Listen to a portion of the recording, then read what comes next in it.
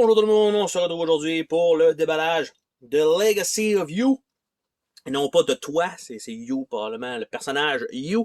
Donc ça ici, c'est une petite boîte, format, je vais dire irrégulière. On n'est pas dans un format carré normal, on n'est pas dans une plus petite boîte, c'est un format un peu irrégulier. C'est un jeu solo, genre de mode campagne, des parties de 60 minutes. Ça a l'air à peu près de ça ici, donc il faut faire avancer notre petit bateau en défendant des barbares qui nous attaquent en même temps. C'est un jeu de gestion de ressources, de création de soldats. Il y a quand même, en tout cas, j'ai vu une partie et ça me semblait extrêmement intéressant. Donc, au final, j'ai décidé de me le procurer, même si c'est un jeu solo, et on va regarder ensemble.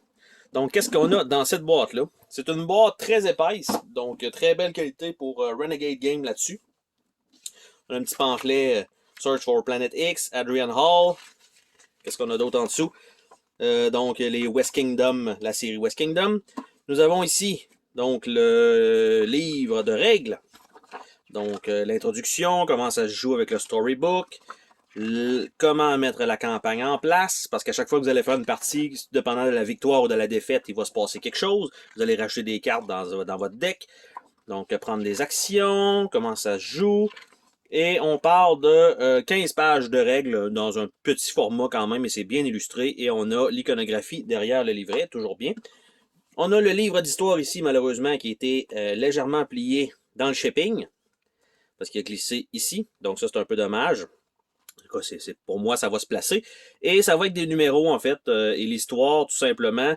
Ils vont nous dire, ben, va lire telle partie de texte, et il y a 53 textes dans ce petit livre-là. Ça ne veut pas dire que vous allez tous les lire durant votre partie. Nous avons ici des petits sacs de nourriture, donc des jetons, quand même une certaine épaisseur intéressante. Donc ça ici, ça a l'air d'être des genres de coquillages. Donc on a ça, même chose des deux côtés. On a un petit plateau ici, donc avec beaucoup d'icônes.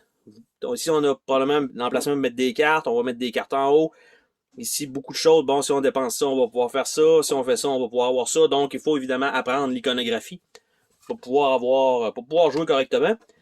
Ici, semble avoir un genre de tray avec probablement pour mettre les jetons à l'intérieur, ici et ici. Ça, c'est quand même bien foutu. On a ici, sac de jetons, donc des petites maisons mauves, vertes, oranges, la vague, le bateau, les petits soldats qui sont tous la même shape, mais juste avec des couleurs différentes.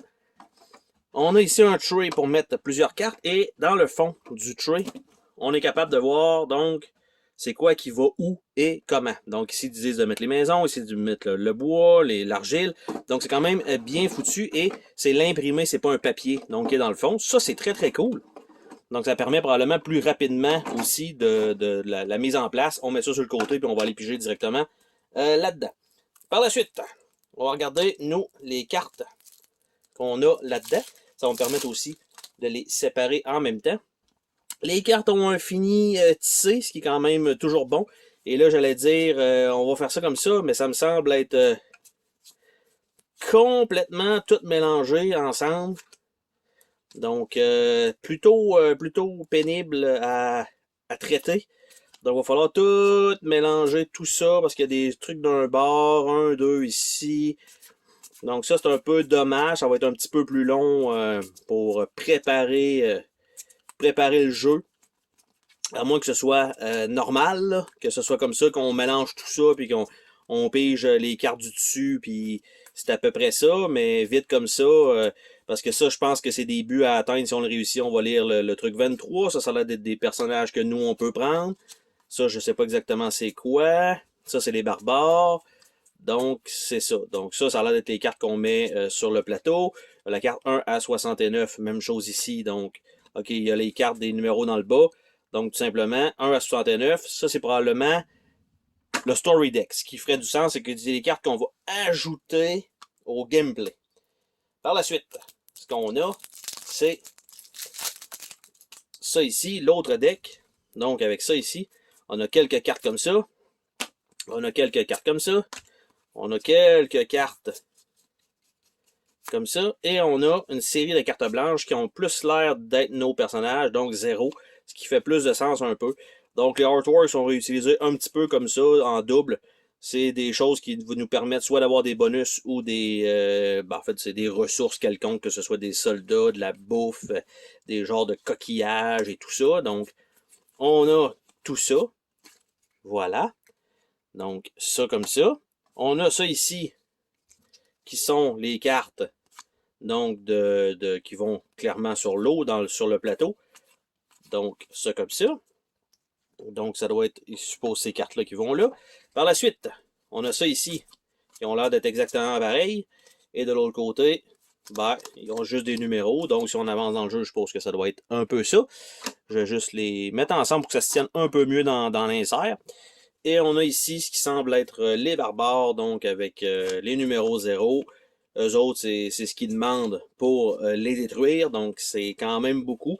Et sinon, je pense que c'est une pénalité qui est en bas ou en haut à droite.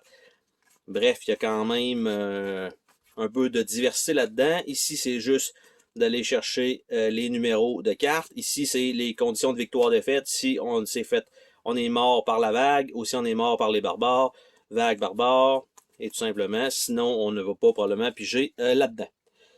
Et il faut probablement gagner en conséquence. Et les cartes qui sont de 1 à 69 vont s'ajouter dans ça, parce que dans le livre d'histoire, on en rajoute des cartes.